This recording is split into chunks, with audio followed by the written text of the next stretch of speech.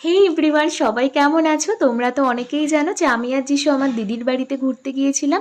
তো পরদিন সকালবেলায় ঘুম থেকে উঠেই কিন্তু আমি দিদিদের ছাদে চলে গিয়েছিলাম। আর দেখো ছাদে কত গাছ ছিল, তো আমি সেগুলোই দেখছিলাম। তারপর ফ্রেশ হয়ে নিলাম। তারপর দিদি সকালে ব্রেকফাস্টে করেছিল গোলা রুটি, তো সেটাই খেয়েছিলাম। তারপর লাঞ্চে রান্না হয়েছিল ভাত, ডাল, বেগুন ভাজা, কাতলা কালিয়া, মটন কষা, চাটনি, পাঁপড়। তো আমরা এখানে সবাই মিলে বসে বসে লাঞ্চ করছিলাম। তারপর বিকালের দিকে একটু ছাদে গিয়েছিলাম, তো দেখো আকাশে কত মেঘ করেছিল।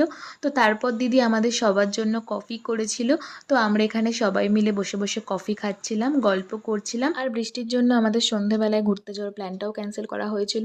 তো তারপর আমি করছিলাম আমার ভিডিও এডিটিং, আর দিদি রাতে রান্না করেছিল রুটি, ডিম ভুজিয়া আর আলু পটল ভাজা। আর ডিনার করার পর আমি করছিলাম আমার স্কিন কেয়ার। আর আমার এই নাইট ক্রিমটা এতটাই ভালো না যে কোনো জায়গায় ঘুরতে গেলে এই একটা ক্রিম নিলেই আমার হয়ে যায়। তো এই ছিল আজকের শর্টস। দেখা হচ্ছে নেক্সট ভিডিওতে। সবাইকে টাটা।